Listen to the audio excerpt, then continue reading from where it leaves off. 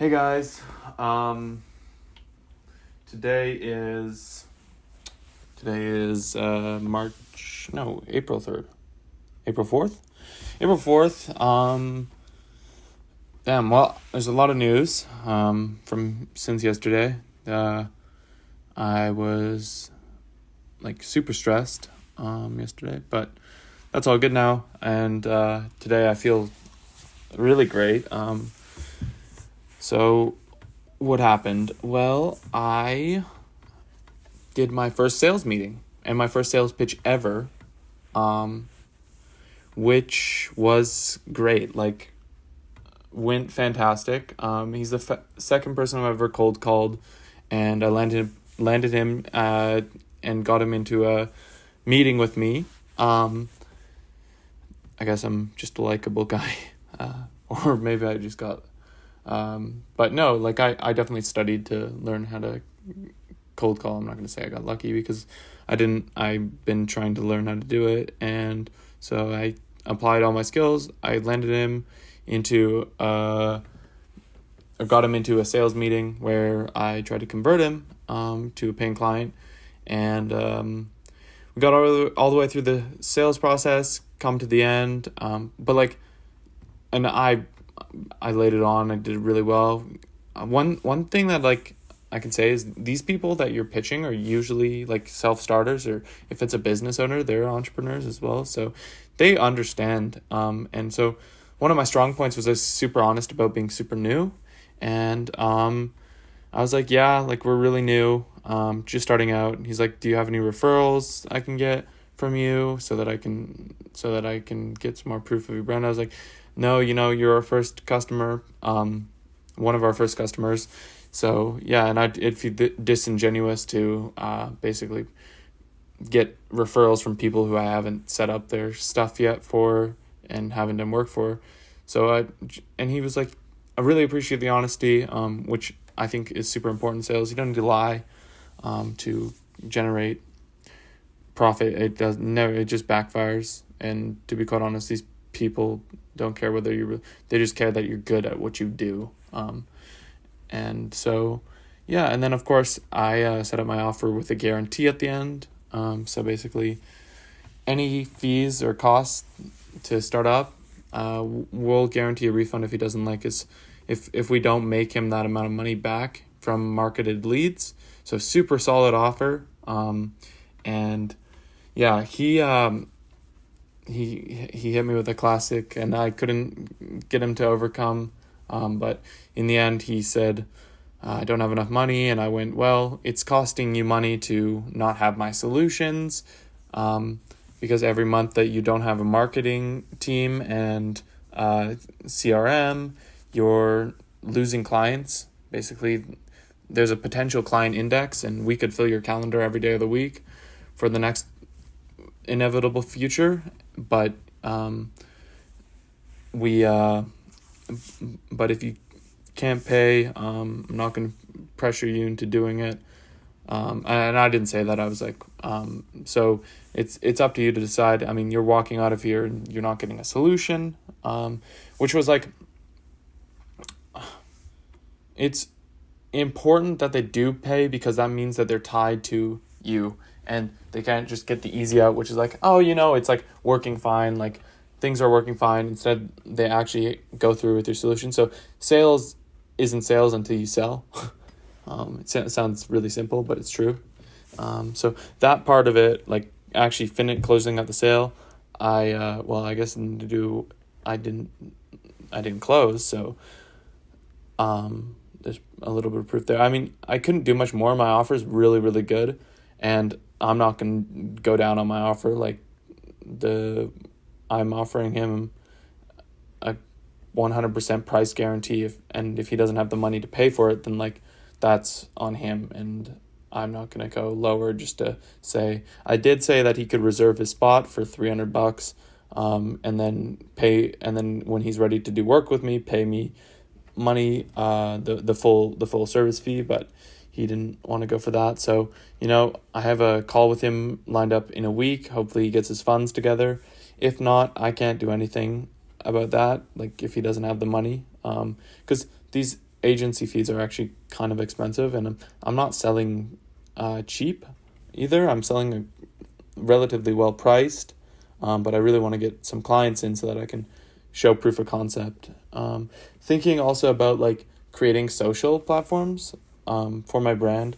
I really want to scale upwards for Tulin and my other brand Genshi, which is a sort of just a men's entrepreneurial thoughts and growth page.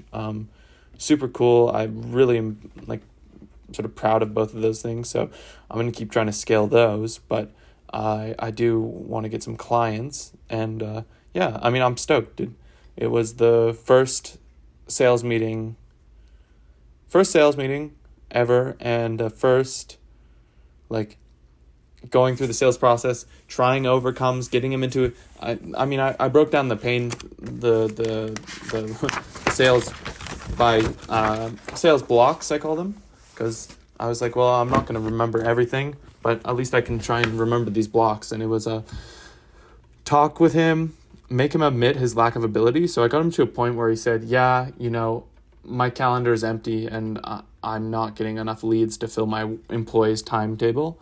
And I was like, there we go. That's like him admitting that and I'm like, so like, what have you tried? I could have gone a bit deeper and drilled a bit deeper into like the actual, like his unique issues, but I kind of got carried away with like the promoting my side and not really hearing him, which was totally fine. I mean, we talked for an hour, so like obviously I kept listening to him, kept asking him questions. I could have, just thinking back now, I could have asked him more questions, pitched less.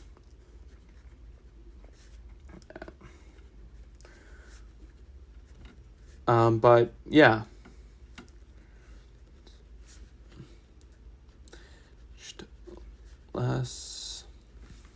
I really want to get social medias up and running, and yeah, I think this is like super cool.